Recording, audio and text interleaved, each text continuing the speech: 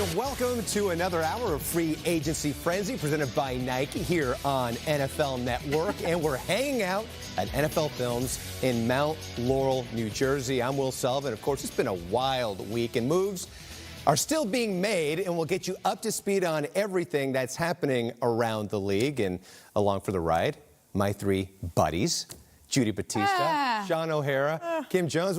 We'll see how it goes. Wow, really? That's how little I've meant to you. We'll see if you deliver on air what you've been doing during commercial break. Oh, that will determine this. Don't put that evil on the people. He's bebopping, he's dancing, he's doing tricks. I'm just glad that we are the first ones to do a 4-box. I am very proud of that we are trailblazers in that sense. Are we? No, of course not. No, we're not. No, come on, Kim. So let's begin with the GOAT. This man has agreed to join the Tampa Bay Buccaneers. And according to our NFL Network insider Ian Rapoport, the deal will be for roughly $30 million a year. We're still waiting for it to become official. Hello, English, Will. But all signs point to this man playing in Tampa next season. I don't know if you noticed what I did there. Did not mention the name. So I'm going to try to challenge myself, but you know who I'm talking about. But that's not the only news happening around the NFL as we welcome in our guys, Ian Rapoport, Tom Pelissero, and Mike Garafolo, the three wise men, and they have lots of information for you. And Tom, let's start with you. And what's the latest with Lions cornerback Darius Slay? Well, the Lions completed a deal yesterday with another cornerback, Desmond Trufant, who signs a 2-year, $21 million deal that includes $14 million guaranteed. Trufant officially released by the Falcons, a move that had been planned throughout the week. That would seem to clear the way now for the Lions to execute their long-anticipated trade of cornerback Darius Slay, who pointed out himself on social media that he hopes this now speeds things up a bit. You heard from Ian at the top of the show that the Lions have been in talks with the Eagles, who would need to complete a contract extension with Slay that would make him one of the highest paid cornerbacks in the NFL before that deal can be complete. Eagles certainly have a need in their secondary. Meanwhile, the Lions are completely making over their secondary. Trufant in, Slay likely out. They also traded for Duron Harmon, and this morning finalizing a deal with former Viking safety Jaron Kearse for 1 year and $2.75 million as well. Well, big play Slay there in Philly. Ian, Andrew Whitworth is returning to the Rams. What do we know about his deal?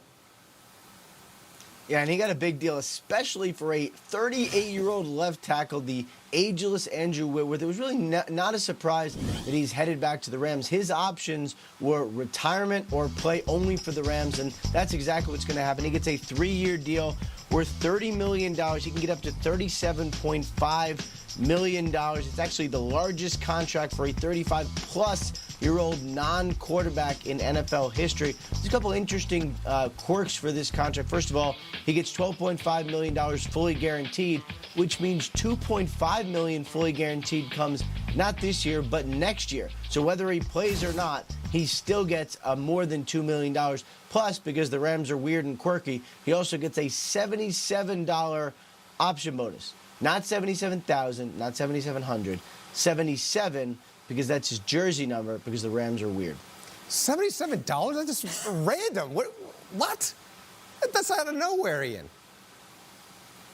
That's the Rams like their weird, strange bonuses. I mean, look at all their rookie like contracts. Palindromes. They like numerical significance. Yeah, they do this. Right, exactly. All I know is I feel like Tony Pastores and Kevin Demoff are bored, and this is what they do to entertain themselves.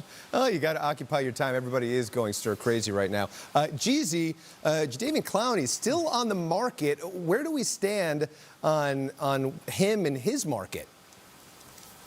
Kind of where we were, yesterday when we were talking about this, which is that Seahawks offer that's out there, which seems to be shy of $20 million per season, might be the best that he's going to wind up doing here. It's not going to be Khalil Mack, Aaron Donald type money. Now, what does Clowney want to do? Does he want to maybe go back to the 1-year deal route and take a step back from the multi-year extension negotiations or contract negotiations and say, let me reset my value? Let me go through a year where I I don't have a core muscle issue, which is a long-term concern, I'm told. It's not just a short-term thing for a guy that has been banged up since he's been in this league. So it's really probably all on Clowney right now because there would be interest elsewhere, but I gather it's going to be at that same number. Nobody all of a sudden is going to say, all right, here we come, $20 million plus coming your way. Maybe if I'm him, I push for give me as much money up front so we can say, hey, it gets close to or gets to that $20 million average over the first couple of years.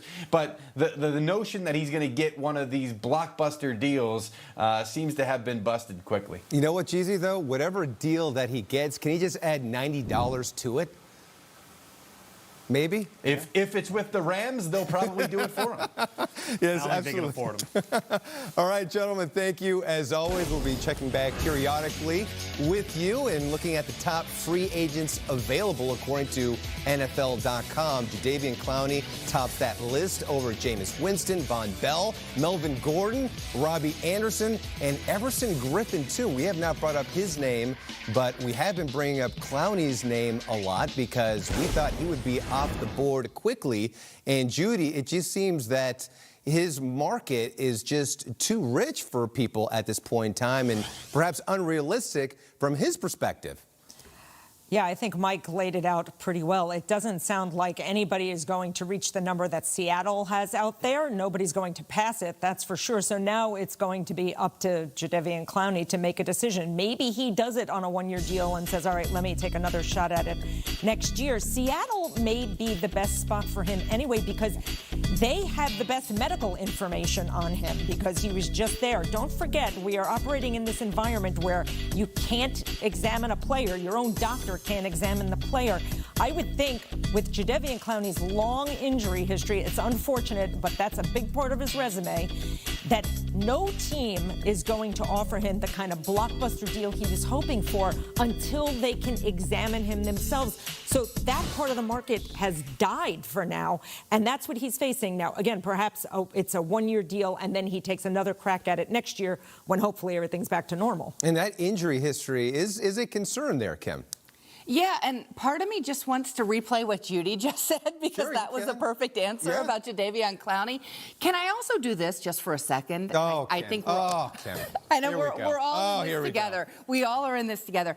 How about Ian, Mike, and Tom?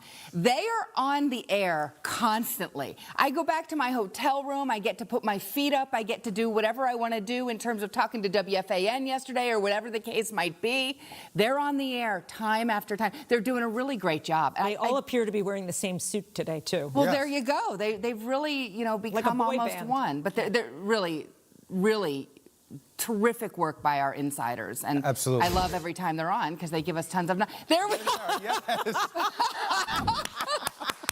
There are the three wise men. They're completely ignoring me and us. Mike's getting the 5 seconds of sleep he gets to get a day with Carmen in the house. Look at Ian looks This is happy. fantastic. No, but it's just like, you see like those, they're like bosses over there. It's like, yeah, look at me right now. It's like, you see those guys that are like Ice Cube, you know? Do it, Will, do it. Today was a good day, right? I don't know how we just went off the Ice Cube reference. Judy gave such a good answer that I couldn't follow it. That's what happened. Well, no core muscle injuries amongst the three of them, but we do know that Clowney has it. See? What a Trying to segue. Bring it all back. Shy. Incredible. Lifeline, baby. Get me through. Let's go. Oh, my goodness. What in the world? I mean, we went from Clowney to clowning around. Listen, I'll say this. Jadeveon Clowney, everybody is talking about one of the best pass rushers out there. And I'll just say this, if you're Clowney, why rush? What's the rush for him? He's already got a great offer from Seattle. Now he has a chance to shop it around. I definitely think there's something to this whole, look, we're not going to sign him yet until we can figure out his medicals. That's going to take a long time because he has had a lot of injuries. But I think for Clowney, look, he's in the driver's seat right now. And there's nothing wrong with taking your time right now. There's no rush. There's no offseason program to jump into.